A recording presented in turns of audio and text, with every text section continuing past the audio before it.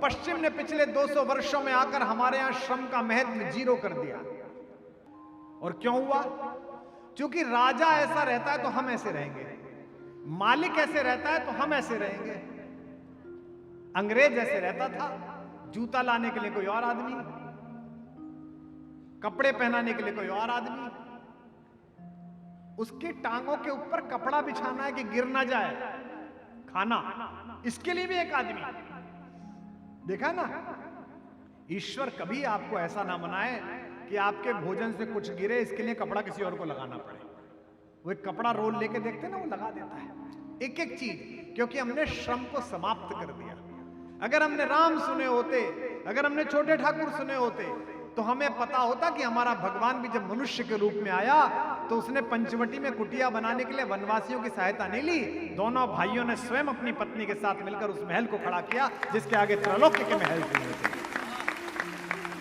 एक तो अमेरिका था जहां लोगों ने जनरल स्टोर लूट लिए, टॉयलेट पेपर के लिए एक दूसरे पर गोली चला दी कि मैं कि तू, और दूसरी तरफ गर्व करो इस देश के नागरिकों कि तुम इस देश में पैदा हुए जहां अस्पताल में 72 साल के एक आदमी ने अपना सिलेंडर हटाकर एक 24 साल के लड़के को दे दिया कि मैं तो अपना जीवन जी चुका, इस बच्चे को बचाओ, ये बचना चाहिए। ये फेसबुक से प्रश्न मिला है, कल भी मैंने चर्चा की थी माता सीता जी पर और राम कथा के स्त्री पात्रों पर। राम कथा में राम और सीता की श्रेष्ठता लगभग समान है। शुभम झा का ये प्रश्न है, जहां भी बैठे हों, 24 साल के हैं और 24 वर्ष की आयु में अगर उनके अंदर यह प्रश्न है तो निश्चित रूप से साधुवाद और आशीर्वाद के प्राप्त हैं। राम और सीता जी की श्रेष्ठता लगभग समान है, पर समाज ऐसा क्यों देखता है? अयोध्या जी आज देश का इतना बड़ा तीर्थ है, लेकिन मिथिला के बारे में आप सब लोग बहुत कम चर्चा करते हैं। आप भी मिथिला पर बहुत कम बोलते हैं। मैं मिथिला से ही हूं। ऐसा नहीं है कि मिथिला को कोई विशेष रूप से छोड़ देता है। मैं तो बार बार कहता हूं कि ये कथा रामायण नहीं है, सीतायन है। इसमें से किसी को भी निकाल दीजिए, कथा पूर्ण रह जाएगी, लेकिन अगर इसमें से मेरी मां निकाल दी गई तो ये कथा पूरी नहीं। सीता अगर इसमें नहीं है तो कथा है, ये किस्सा नहीं। और मिथिला पर भी कुछ बार बोला है, कई बार विषय छूट जाते हैं। विषय ही इतने हैं, मैंने कल भी कहा था कि सब कुछ अच्छा है लेकिन 2 दिन में नहीं निपट सकता। मिथिला की चर्चा प्रारंभ करते हैं। जितने बड़े हो जाओ कभी भी अपने मित्रों को मत भूलना। मैंने कभी एक शेर कहा था कि दोस्त ना मिल सके वो शोहरतो सामा ना हो। अभी प्रधानमंत्री जी का एक इंटरव्यू मैंने देखा, उसमें उन्होंने इंटरव्यू करने वाले ने पूछा कि बचपन के कुछ दोस्त हैं क्या? तो प्रधानमंत्री जी ने कहा हाँ, जब मैं मुख्यमंत्री बना था तो मैंने अपने बचपन के 100 दोस्त बुलाए, पहली क्लास से लेकर आगे तक पढ़ने वाले, व्यापार साथ करने वाले, पर मैं उनसे मिलकर बहुत निराश हुआ। इंटरव्यू वाले ने पूछा क्यों? तो प्रधानमंत्री जी ने कहा मैंने दोस्त मिलने के लिए बुलाए थे, वो दोस्त से मिलने के बजाय मुख्यमंत्री से मिलने चले आए, तो मैं उनसे मिल ही नहीं पाया। दोस्त ना मिल सके वो शोहरतो सामा ना हो। और पहली बात कर रहा हूं, उसी में मैं ठाकुर जी आपको प्रणाम कर रहा हूं, आप यहां पधार गए, कि दोस्त ना मिल सके वो शोहरतो सामा ना हो। द्वारिका क्या है जहां कोई सुदामा ना।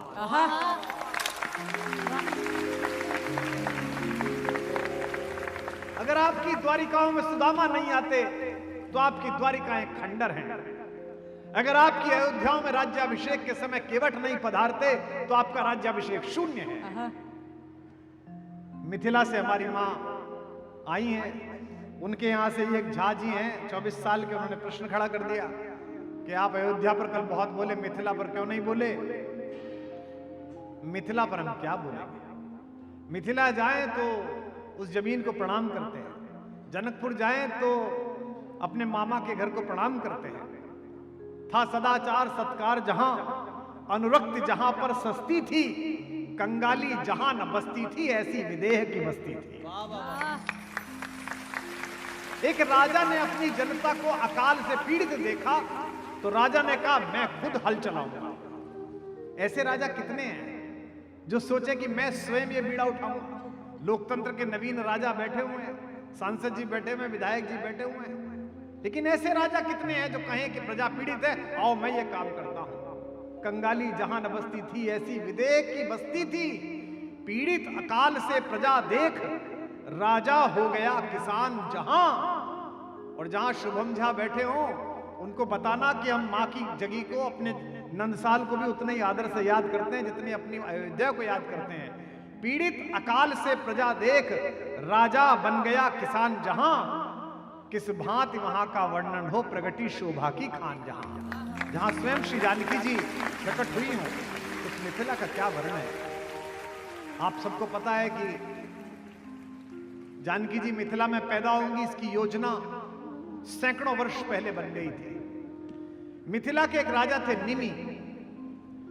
वे अयोध्या के गुरुदेव गुरु वशिष्ठ के पास गए और कहा, आचार्य मुझे एक यज्ञ कराना है संतान के लिए। आचार्य वशिष्ठ ने कहा कि मैं इक्ष्वाकु वंशियों का आचार्य हूं, यहां बहुत काम है, आराम से कराऊंगा, अभी तुम कोई दूसरा आचार्य ढूंढ लो। उन्होंने कहा तो यूं ही था, लेकिन निमि ने इस बात को गंभीरता से ले लिया। आचार्य वशिष्ठ को लगा कि निमि प्रतीक्षा करेगा कि वशिष्ठ कब थोड़े से निवृत्त होंगे और मेरा यह पुण्य यज्ञ करा पाएंगे।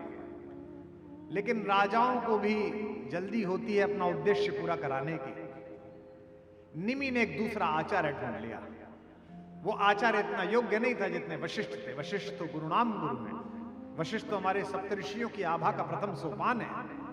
वशिष्ठ जी को जब ये पता चली और उस आयोजन के लिए दूसरा आचार्य कर लिया गया है, तो उनको बहुत कोप हुआ, बहुत क्रोध आया, नाराज हो गए और उन्होंने निमि को शाप दिया कि तुम्हारा शरीर नष्ट हो जाए।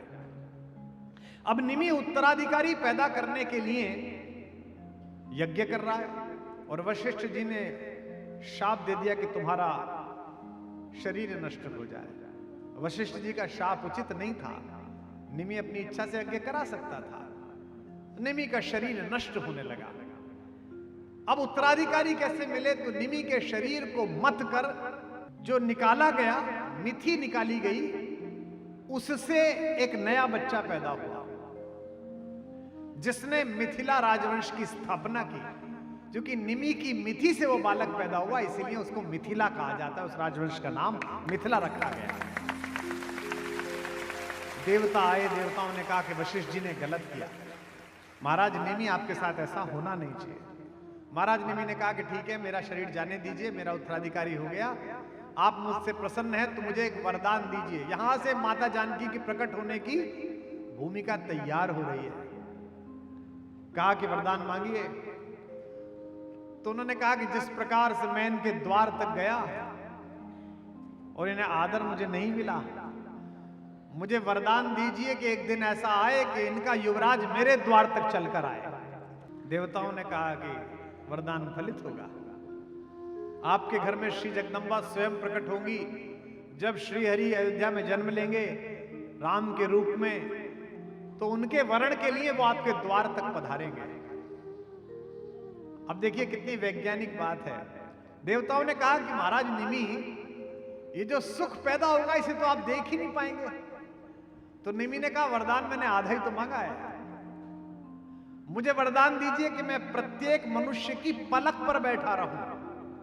और ये जो हमारी पलकें झुकती हैं एक निश्चित अंतराल के बाद, ये महाराज निमि के पलकों पर बैठे रहने के कारण झुकती हैं। इसीलिए एक पलक को संस्कृत में निमिष कहा जाता है। एक निमिष में, एक पल में, ऐसा कहा जाता है। अब देखो कितनी अद्भुत बात है। महाराज निमि ने कहा कि मैं अकेला क्या, दुनिया के हर मनुष्य की आंख से मैं अपनी बिटिया को देखूंगा। मेरे घर में जब जगदम्बा प्रकट होगी, जब खेलेगी कूदेगी, तो मैं उसे प्रत्येक मनुष्य की आंख से देखूंगा। मुझे मनुष्यों की आंख पर अशरीरी भाव की तरह विस्थापित कर दो, मैं वहां बैठ जाऊंगा। जब पुष्प वाटिका में पहली बार राम जी ने सीता जी को देखा, तो तुलसीदास जी महाराज लिखते हैं कि सीता जी की आंख ही नहीं झपकी, राम जी की आंख ही नहीं झपकी। क्यों नहीं झपकी? सीता जी देखती रह गई। क्योंकि हमारे घर में आज भी संस्कार ऐसा है कि बेटी और दामाद एकांत में हो तो हम वहां से हट जाते हैं, पुत्री दामाद को देख रही है तो महाराज निमिष में पलकों से उतरकर चले गए कि इन दोनों को एक दूसरे का दर्शन करें। सूरज कुल का सूरज निखार, द्रग दोनों सूरजमुखी हुए। या सीता जी के कमल नयन, रवि राम निरख कर सुखी हुए। शोभा सुंदरता देख देख मिथिलेश नंदिनी चकित हुई। रचना विधान की मिली नहीं इसलिए जानकी चकित हुई। मुखमंडल का आलोक देख सुधि बिसरी राजकुमारी की। सम्मुख सूरज के अपलक थी अखियां श्री जनक दुलारी। मिथिला ऐसी जगह, पूरी दुनिया राम जी को बिना श्री राम के नहीं बोलती, राम जी के बिना नहीं बोलती। बेटा शुभम झा, तुम्हारा तो सौभाग्य है कि तुम ऐसी जगह पैदा हुए जहां त्रैलोक्य के स्वामी को पटरे पर बिठाकर तुम्हारी बुआओं ने और तुम्हारी मौसियों ने गालियां सुनाई। राम जी बैठे और सबने गालियां बकी। कह उठी सखी, एक सखी बोली, कौशलपुर का अचरज हम एक सुनाते हैं, मजा लीजिएगा, आनंद लीजिए। राम जी को गाली पड़ रही है, हम जरा सी गाली पढ़ने पे व्यथित हो जाते हैं। 4 आदमी ने फेसबुक पे लिख दिया, भाई साहब देखो मेरे बारे में ये लिखा है, अबे कल कोई और पोस्ट आ जाएगी। कह उठी सखी कौशलपुर का अचरज हम एक सुनाते हैं। ये बहना, यहां खीर खा के बच्चे पैदा हो जाते हैं। बोली यहाँ है, देखो इनके यहाँ बड़ा अजीब काम है, हमने अलग अलग तरीके से बालक पैदा होते देखे, इनकी अम्मा ने खीर खाई और ये पैदा हो गए। ए बहना, यहाँ खीर खाकर बेटे पैदा हो जाते हैं। अब राम जी को कोई कहे तो राम जी तो सह सकते हैं, लेकिन लक्ष्मण जी नहीं सह सकते। लक्ष्मण जी वहीं बैठे थे। लक्ष्मण जी उत्तर प्रदेश के थे, कुछ भी आता नहीं था, उत्तर देना तो आता ही था। लक्ष्मण जी का उत्तर आप तक पहुंचे तो लखनलाल जी के जय घोष से परंपरा प्रारंभ हो। हे बहना, यहाँ खीर खाकर बेटे पैदा हो जाते हैं। मुस्काकर कहा लखन जी ने, अचरज उससे है बड़ा यहाँ, बेटी समेत धरती में से निकले करते हैं घड़ा यहाँ। बोले हमारे यहाँ फिर भी कुछ खा के तो होते हैं, तुम्हारे तो घड़े में से ही पैदा हो जाते हैं। राम जी और सीता जी की युति में मिथिला आवश्यक है। विदेह को सीता जी तभी मिली, जनक जी को सीता जी तभी मिली जब वो हल चला रहे थे, जब वो राज्यसभा में बैठे थे तब नहीं मिली, जब वो रेवेन्यू इकट्ठा कर रहे थे तब नहीं मिली, जब वो श्रम कर रहे थे तब जगह मिली। और पश्चिम ने पिछले 200 वर्षों में आकर हमारे यहां श्रम का महत्व 0 कर दिया। और क्यों हुआ? क्योंकि राजा ऐसा रहता है तो हम ऐसे रहेंगे, मालिक ऐसे रहता है तो हम ऐसे रहेंगे। अंग्रेज ऐसे रहता था, जूता लाने के लिए कोई और आदमी, कपड़े पहनाने के लिए कोई और आदमी, उसकी टांगों के ऊपर कपड़ा बिछाना है कि गिर ना जाए, खाना, इसके लिए भी एक आदमी। देखा ना, ईश्वर कभी आपको ऐसा ना बनाए कि आपके भोजन से कुछ गिरे, इसके लिए कपड़ा किसी और को लगाना पड़े। वो एक कपड़ा रोल लेके देखते ना, वो लगा देता है एक एक चीज, क्योंकि हमने श्रम को समाप्त कर दिया।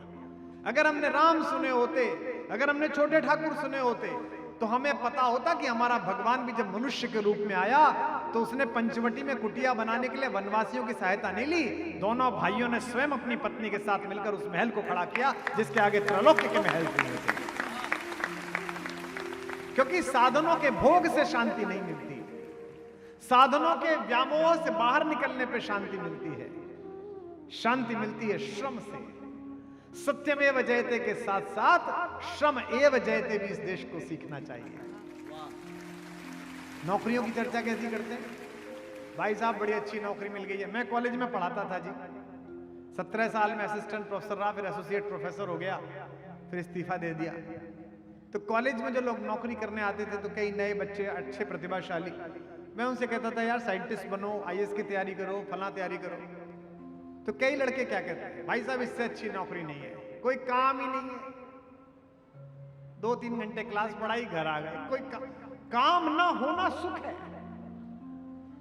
जबकि तुम मनुष्य पैदा हुए काम का ही सुख है। मैं तो स्वयं 5-6 दिन की छुट्टी कई बार लेता हूं। परिवार वाले कहते हैं बहुत काम कर लिया, बहुत काम कर लिया। कई बार थकान हो जाती है। जनवरी में लगभग 26 दिन काम ले लिया मैंने, केवल 4 ही दिन बचे। तो घर वाले कहते हैं थोड़ा आराम कर लो, तो मैं 6 दिन छुट्टी के लिए जाता हूँ। गंगा तट चला गया, और ऋषिकेश में आनंद काशी चला गया, बड़ा खुश होता हूं कि अब छुट्टी मिलेगी। 2 दिन बाद बेचैनी प्रारंभ हो जाती है कि अब क्या करूं। फिर कोई किताब उठाता हूं, किसी को बुलाता हूं, शूट कर लो, रिकॉर्ड कर लो। उर्मिलेश जी का शेर है, इस कदर आदी हुआ हूं चलने का, इस कदर आदी हुआ हूं चलने का, बैठते ही थकान होती है।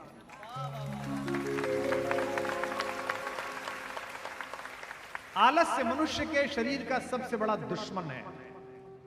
आलस्य ही मनुष्याणाम शरीरस्थो महान रिपुः, नहीं सुप्तस्य सिंहस्य प्रविशन्ति मुखे मृगा। शेर जंगल का राजा है, लेकिन सोते हुए शेर के मुंह में कोई प्रवेश नहीं करता। बच्चियां बैठी हैं, लड़कियां बैठी हैं, बुरा मत मानना। हम सब अपनी माओ को पैदा हुए हैं बिना सर्जिकल ऑपरेशन किए हुए, बिना सीजेरियन पैदा हुए हैं सब लोग, क्योंकि 9वें महीने तक माएं कर्मशील थी, घरेलू उपक्रम में लगी रहती थी। आज तो आहट हुई नवीन भैया और उत्सव प्रारंभ हो गया। वो वहीं बैठी है, वहीं चम्मच, वहीं सब कुछ। अब वो 9 महीना हो गया, अब कुछ समस्या ही नहीं। तब डॉक्टर साहब की शरण में आए। डॉक्टर्स बैठे होंगे, गायनेकोलॉजिस्ट, मुझे क्षमा करेंगे, मैं आपके व्यवसाय पे कुछ नहीं कह रहा। आपका व्यवसाय फले फूले, ईश्वर हमारे परिवारों में ऐसी किलकारियां गुंजाता रहे, लेकिन श्रम की उपादेयता कम हो। अक्सर लोग जो वजन नहीं कम कर पाते, डायबिटीज से पीड़ित हैं, व्याधियों से पीड़ित हैं, मुझसे बहुत लोग मिलते हैं, मुझसे कहते हैं कि साहब बहुत अच्छा जिम बनवाया है मैंने। तो मैं कहता हूं भैया बनवाने से नहीं होगा, उसमें जाने से होगा। बनवाने से क्या होता है? तो जो शरीर का श्रम है, राजा जनक ने बताया कि शांति उन्हें तब प्राप्त हुई जब वो हल चला रहे थे। पूरी पीढ़ी इस एंजाइटी की शिकार है, क्योंकि उसे तत्काल चाहिए, अभी। बच्चों को अभी चाहिए। मां ने आईफोन नहीं दिलाया, सुसाइड कर ली। आईआईटी में सिलेक्शन नहीं हुआ, सुसाइड कर ली। इसीलिए अपने बच्चों को सिखाओ, इसीलिए अगले बार 7 दिन की कराओ, अपने पोतों को लेके आओ, अपने लड़कों को लेके आओ। और दावा कर रहा हूं, कोई मनोवैज्ञानिक नहीं हूं, 5 दिन अपने अपने राम सुन लें, खुद तो करेगा ही नहीं, कोई कर रहा होगा तो उसे मृत्यु के दरवाजे से खींच के लाएगा। यह दावा कर रहा हूं, अगर सुन लिया होगा। नागरिक विकास नगरीय विकास नहीं होता। कुंभ में 10-10 करोड़ 12-12 करोड़ लोग पड़े हैं एक साथ, उसे कहते हैं नागरिक विकास। सबके मन में आध्यात्म है, सबके मन में भक्ति है, सबके मन में प्रेम है, इसलिए लोग एक दूसरे की सहायता कर रहे हैं, एक दूसरे को भोजन करा रहे हैं, इसे नागरिक विकास। और पश्चिम का हमला हमारे नागरिक विकास के खिलाफ है। कोरोना में जब पूरा विश्व सिमट गया था, तब हम क्यों बचे? नागरिक विकास के कारण बचे। इस नागरिक विकास का बीज अभी जिंदा है। आगरा वालों, इसे समय रहते बचाओ।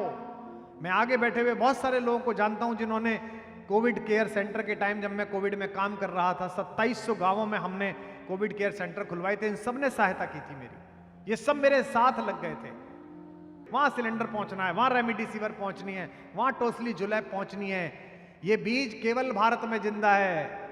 तभी कारण है कि एक तो अमेरिका था, जहां लोगों ने जनरल स्टोर लूट लिए, टॉयलेट पेपर के लिए एक दूसरे पर गोली चला दी कि मैं, कि तू। और दूसरी तरफ गर्व करो इस देश के नागरिकों कि तुम इस देश में पैदा हुए, जहां अस्पताल में 72 साल के एक आदमी ने अपना सिलेंडर हटाकर एक 24 साल के लड़के को दे दिया कि मैं तो अपना जीवन जी चुका, इस बच्चे को बचाओ। यह बचना चाहिए। यह जो त्याग है, जो दे देने की प्रक्रिया है। दिवाली पर मिठाइयां सड़के चली जाती हैं तुम्हारे घर में और तुम बाहर नहीं बांटते। रोज कपड़े खरीदते हो, उसके बाद भी कपड़े बेच देते हो। OLX पे पुराना फर्नीचर बेचते हो। भगवान ने तुम्हें नया फर्नीचर देने योग्य बनाया, इस पुराने को उसे दे दो, इसके घर में फर्नीचर नहीं था, इसको किसी और को दे दो। यह नागरिक विकास है जिसमें आप संकोच में हो सोचते समय कि मैं तो ऐसा नहीं करता हूं क्या। अगर ऐसा करते हो तो आज प्रसाद स्वरूप इस भावना को चढ़ा के जाना। गमों की आंच पर आंसू उबाल कर देखो, गिरेंगे रंग किसी पर तो डाल कर देखो, तुम्हारे दिल की चुभन भी जरूर कम होगी, किसी के पांव का कांटा निकाल कर देखो। इक्ष्वाकु वंशीय राजा हरिश्चंद्र इस मुहावरे का जीवंत उदाहरण है। जिनसे सतयुग समाप्त हुआ और त्रेता प्रारंभ हुआ। एक ऐसा राजा जिसने एक साधु के ये कहने पर कि पता नहीं तू दे पाएगा नहीं दे पाएगा, और पूरा राज्य दे दिया। उसके बाद पंडित ने कहा कि दक्षिणा भी दे, 11 स्वर्ण मुद्राएं। खजांची से कहा 11 स्वर्ण मुद्राएं ला दो। पंडित ने कहा कैसी मूर्खतापूर्ण बात करता है, जब राज्य मुझे दे चुका तो कोष भी मेरा हुआ, इसमें से कहां देता है, अपने पास से दे, अपने पास से कहां से देता। तो गया काशी, और काशी में खुद को बेचा राजा ने, और वहां से 11 स्वर्ण मुद्राएं लेकर उसको दी। लेकिन जिसने खरीदा डोम राजा ने, उसने कहा कि मैं पत्नी को तेरी को साथ नहीं रख सकता, बच्चे को साथ नहीं रख सकता। महारानी शैव्या युवराज रोहिताश्व को लेकर एक सेठ के यहां नौकरानी का काम करने चली गई। जमीन पे सोती थी कि सर्प ने बच्चे को काट लिया, और अमावस्या की अर्धरात्रि में बरसते पानी में अपने बच्चे का शव लेकर उसी घाट पहुंची जहां उनका पति डोम राजा के नौकर का काम कर रहा था। लेकिन हरिश्चंद्र से डोम ने कहा था कोई भी आ जाए बिना शुल्क लिए शवदाह मत करना। और हरिश्चंद्र ने कहा कि देवी आप मेरी पत्नी हैं, ये मेरा एकमात्र पुत्र है, लेकिन मैं नीति से बंधा हुआ हूं, शुल्क तो देना पड़ेगा।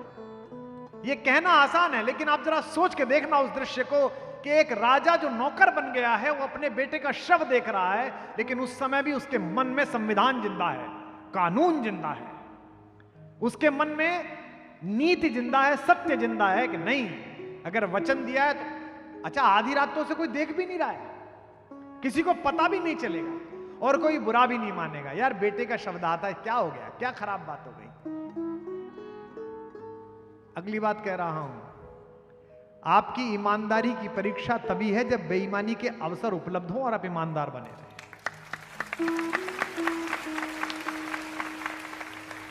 और ये मैं कह रहा हूं, अन्यथा जानता हूं कि कट्टर ईमानदार बने रहने वाले लोग भी जब अवसर उपलब्ध हुआ तो कट्टर बेईमान से दो है। और मैंने अपने सामने देखे परिवर्तित होते हुए, अपने सामने दृश्य परिवर्तन होते हुए देखा कि कैसे ऐसे कैसे कर सकते हैं, लेकिन हुआ। अवसर सामने और उसके बाद आदमी ना करे तो ईमानदार है। हरिश्चंद्र के सामने अवसर था कि वे ईमानदार भी बने रहते और केवल उनकी पत्नी जान पाती जिसने टैक्स की चोरी की। वो कहती भी नहीं मेरा पति टैक्स चोर है, लेकिन सत्य पर उन्होंने मोहर लगाई। इसीलिए वे राम के पूर्वज हैं, इसीलिए वे आज आदृत हैं। अंधेरे में भी ईश्वर देखता है, उजाले में भी ईश्वर देखता है। हमसे लोग कहते हैं, तब भी कहते थे, इतना सच क्यों बोलते हो। देखो विज्ञान के विद्यार्थियों, शब्द ऊर्जा है।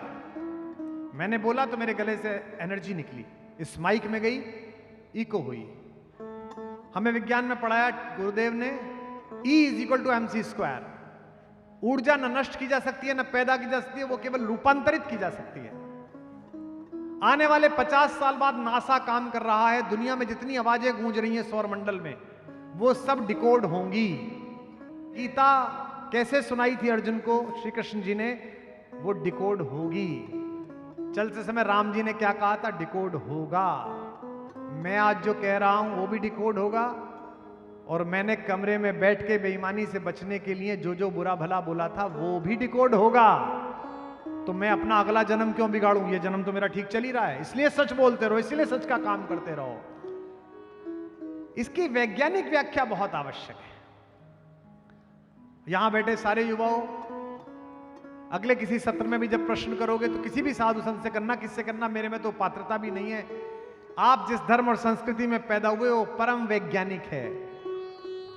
आपको आज पता चल रही है विज्ञान से, तो इसका मतलब यह नहीं है कि आप पिछड़े हुए हैं। इसका मतलब विज्ञान की गति अभी पीछे चल रही है। हम सबके यहां शादी के समय फेरे हो जाने के बाद बच्चों को सप्तऋषि दिखाए जाते हैं, और सप्तऋषि दिखाते समय कहते हैं कि ये अत्रि ऋषि और अनुसुईया के जोड़े की भांति तुम्हारा जीवन कटे। ये श्लोक आता है, आप सबने देखा होगा। सप्तऋषि में अत्रि ऋषि जो हैं उनके नीचे माता अनुसुईया हैं, जिन्होंने सीता जी को सतीत्व का ज्ञान दिया था। अनुसुईया जी ने माता सीता को ऐसा वस्त्र दिया जो कभी धूमिल नहीं होगा। लोग कहते हैं जी ऐसा कैसे हो गया, धूमिल नहीं होगा। प्रतीक समझिए, चरित्र का वस्त्र दिया जो कभी धूमिल नहीं होता। ये इसका सिंबोलिज्म है, ये इसका प्रतीक शास्त्र है। वर वधु को दिखाया जाता है कि अनसुईया और अत्रि की तरह रहना। यह हजारों वर्ष पहले हमारी विधि में लिखा गया और अभी 50-60 साल पहले अमेरिका के वैज्ञानिकों ने यह ढूंढ के निकाला कि अत्रि और अनसुईया दो ऐसे ग्रह हैं जो अपनी धुरी पर तो घूमते ही हैं, लेकिन एक दूसरे के चारों तरफ भी घूमते हैं। यानी कि वर वधु से कहा कि तुम अपना अपना काम तो करते रहना, लेकिन एक दूसरे से भी लगातार संपर्क में रहना। यह जो व्याख्या है, यह युगीन व्याख्या है, यह आवश्यक है, क्योंकि हमारा सारा शास्त्र दुर्व्याख्या के विष से पीड़ित है। दुर्व्याख्या, विषमूर्छिता। हमारा काम है कि हम उन्हें बता सकें कि हम एक ऐसे संस्कार में पैदा हुए जो परम वैज्ञानिक है। गर्मी आएगी, बरसात आएगी, घरों में कीड़े चले जाएंगे, बिच्छू घर बना लेगा, छिपकली कहीं घुस जाएगी, तो दिवाली से पहले पूरे घर की चूने से पुताई कर दो। चूना जो एंटी एलर्जिक है, चूना जो एंटीबायोटिक भी है, जो किसी भी प्रकार के बैक्टीरिया को दूर रखता है। अप्रैल में गर्मी प्रारंभ हो जाएगी, इसके बाद रात का रखा हुआ खाना खा नहीं सकते। पहले फ्रिज जैसी सुविधा तो थी नहीं कि 3 दिन पुराना खिला दो, पहले तो ऐसे ही था। तो इसलिए बसोड़े का व्रत आया, रात का खाना बना के रख लो, सुबह को खा लो, अब इसके बाद नहीं खाना है। तो यह जो व्याख्या है यह बहुत आवश्यक है। हम इसकी व्याख्या करते हैं तो लोग नाराज हो जाते हैं। अभी मैंने कह दिया कि अपने बच्चों को गीता रामायण पढ़ाओ, अन्यथा, तो एक पार्टी की राष्ट्रीय प्रवक्ता नाराज हो गई। उन्होंने कहा कुमार विश्वास ने मानस ठीक से नहीं पढ़ी है, ऐसी बात नहीं बोलनी चाहिए। मानस में तो लिखा है सब नर करई परस्पर प्रीति, चलई स्वधर्म निरत श्रुति नीति। तो मैंने कहा कि आपने पढ़ी तो है लेकिन व्याख्या ठीक नहीं पढ़ी। लिखा हुआ है सब नर करई परस्पर प्रीति, एक दूसरे से प्रेम करते हैं लोग। इस शब्द को पकड़िए, परस्पर प्रीति को। यह संभव नहीं है कि मैं ही आपसे प्रेम करूं, आप मुझसे प्रेम ना करें। अगर मैं प्रेम दे रहा हूं तो आपको भी प्रेम देना पड़ेगा। एक व्यापारी ने, अनाज के व्यापारी ने राजा के सम्मुख मुकदमा किया कि साहब ये जो दूध की दुकान करने वाले, ये जो मेवे का व्यापार करने वाले हमारे मित्र हैं, इन्होंने मेरे साथ बेईमानी कर ली।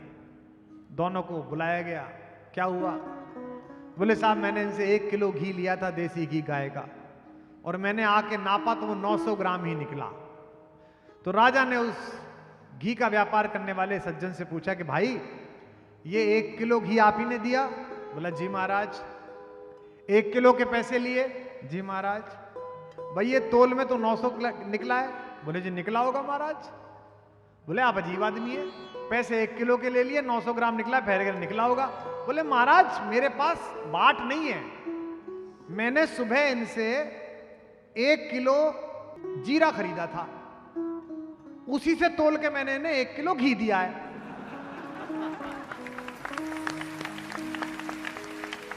अब महाराज आप तय कर लो कि मैं बेईमान हूं कि ये बेईमान है। आपकी समस्या यह है कि आप मुझे 500 ग्राम जीरा देके मुझसे 1 किलो प्रेम का घी चाहते हैं। आप 1 किलो प्रेम का घी तभी पाएंगे जब मेरे प्रति परस्पर प्रीति आपकी वैसी होगी, मुझे समझने की प्रीति ऐसी होगी। मेरा एकमात्र उद्देश्य है, 36 साल पहले मैंने पहला कवि सम्मेलन पढ़ा, 2 सितंबर 1988 को हापुड़ में जैन समाज का 100 रुपए पारिश्रमिक मिला और एक ही वरदान मांगा माता सरस्वती से कि मेरे स्वर में वो सम्मोहन दे, मेरी कविता में वह रस दे, मेरी बुद्धि को वह स्थिरता दे, मेरे शब्द विन्यास में वह चपलता दे कि मैं कवि सम्मेलनों से जाती हुई पूरी युवा पीढ़ी को वापस हिंदी की तरफ ला सकूं। मेहनत की और मेहनत सफल हुई। आज राघवेंद्र सरकार के सामने छोटे ठाकुर की इस गवाही में मैं केवल मथुरा की तरफ मुंह करके ये मांगता हूं कि दोनों ठाकुर मिलकर मुझे केवल इतनी शक्ति दें, इतनी आयु दें, इतनी चेतना दें कि मैं वाम पथ पर जाती हुई पूरी युवा पीढ़ी को राम पथ पर ला सकूं, तो जीवन सार्थक होगा।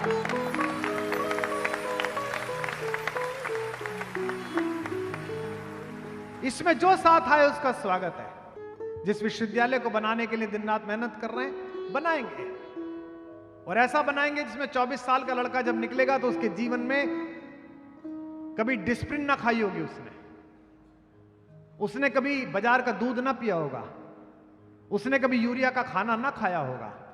उसकी आत्मा भी ऑर्गेनिक होगी, उसका मन भी ऑर्गेनिक होगा, उसका भोजन भी ऑर्गेनिक होगा, उसका शरीर भी ऑर्गेनिक होगा। ये लगन भगवान के संकल्प के प्रति लगाए रखो, क्योंकि जाना तो सबको है, मौत से बचने की एक तरकीब है, दूसरों की सोच में जिंदा रहो।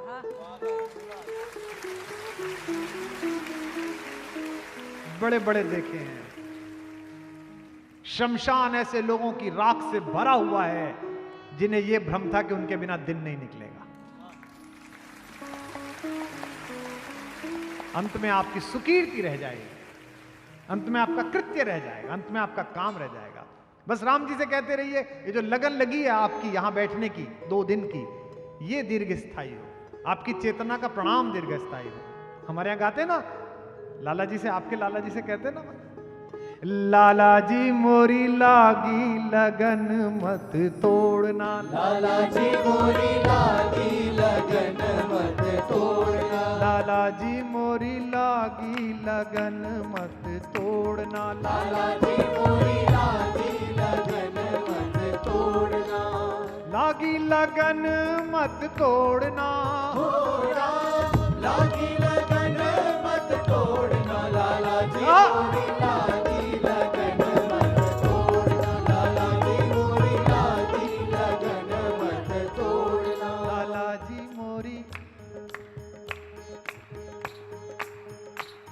लाला जी मोरी लागी लगन मत तोड़ना, लाला जी मोरी लागी लगन मत तोड़ना, लाला जी मोरी लागी लगन मत तोड़ना, लागी लगन मत तोड़ना, हो राम लागी लगन मत तोड़ना, लाला जी मोरी लागी लगन मत तोड़ना, लाला जी मोरी लागी लगन मत तोड़ना, जल है गहरा नाव पुरानी, जल है गहरा नाव पुरानी, जल है गहरा नाव पुरानी, जल है गहरा नाव पुरानी, बीच भंवर मत छोड़ना, हो राम बीच भंवर मत छोड़ना, लाला जी मोरी लागी लगन मत तोड़ना, लाला जी मोरी लागी लगन मत तोड़ना, लागी लगन मत तोड़ना, हो राम लागी लगन मत तोड़ना, लाला जी मोरी लागी लगन मत तोड़ना, लाला जी मोरी लागी लगन मत तोड़ना, तू ही मेरा सेठ साहूकार है, तू ही मेरा सेठ साहूकार है, तू ही मेरा सेठ साहूकार है, तू ही मेरा सेठ साहूकार है, ब्याज पे ब्याज मत जोड़ना, हो राम ब्याज पे ब्याज मत जोड़ना, लाला जी मोरी लागी लगन मत तोड़ना, लाला जी मोरी लागी लगन मत तोड़ना, लाला जी मोरी लागी लगन मत तोड़ना, लाला जी मोरी लागी लगन बोल सियावर रामचंद्र भगवान की, बोल बाके बिहारी लाल की।